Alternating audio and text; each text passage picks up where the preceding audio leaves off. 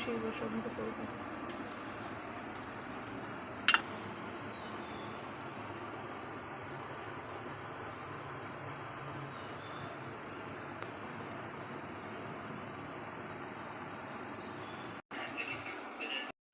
ষষ্ঠী উপোস তো হয়ে গেছে, মানে উপোস করেছি।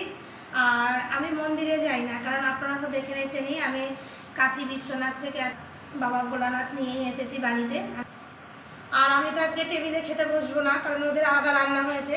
আর আমার খাবারে যে সমস্ত কিছু নিচে নামিয়ে রেখেছি। এবার তুমি খুলবা। এবার দেখি তোমাদের কি রান্না বান্না করেছো। আজকে আমার বড়ই সমস্ত কিছু রান্না করেছে। ও এখানে করেছে বড়া ভাজা, কারণ ওরা দুজনই খাবে আজকে। শাকের ডাল বোধহয় ভেজানো হয়েছিল, সেই ডাল দিয়ে এখানে বড়া ভাজা করেছে। আর এখানে কুমড়োর শাক করেছে ডাল বাটা দিয়ে। আর এখানে রয়েছে ভাতটা আমি সকালেই করেছিলাম। আমি কিছু ধরবো না, কারণ আমার তো এখনো খাওয়া হয়নি। আর এখানে কি জিওল মাছ করেছে আজকে। আমি আসলে কথা ঠাকুর ওদিকে ছিলাম তো, জিওল মাছ আলু আর কাঁচা কলা দিয়ে ঝোল রান্না করেছে। আর আমি ওবার ওদিকে খেতে বসি, তারপর আবার ভিডিওটা দেখাবো। তোমরা ভাত বেড়ে খেয়ে নাও, তুমিও নাও, বাবুকেও দিয়ে দাও। আগে একটু জল খেয়ে নাও। আমার থালা কই?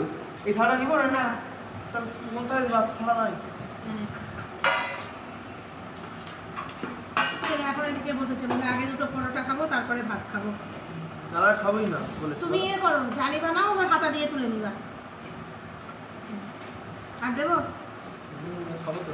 বড়া রাখলাম না তোমার? না না, আমি কিছুই খাবো না। কিন্তু বড়া খাবি তো?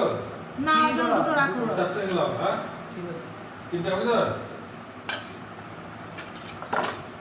কলা দিব, মিষ্টি একটা দিব, কলা দিয়ে একটা।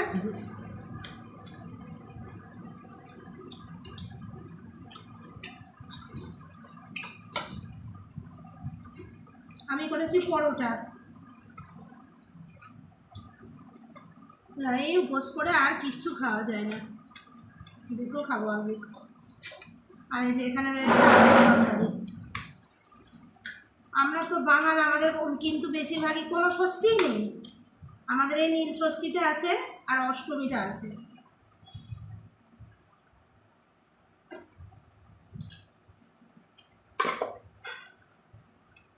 এদিকে ওর বাবাও বসে গেছে টেবিলে খেতে।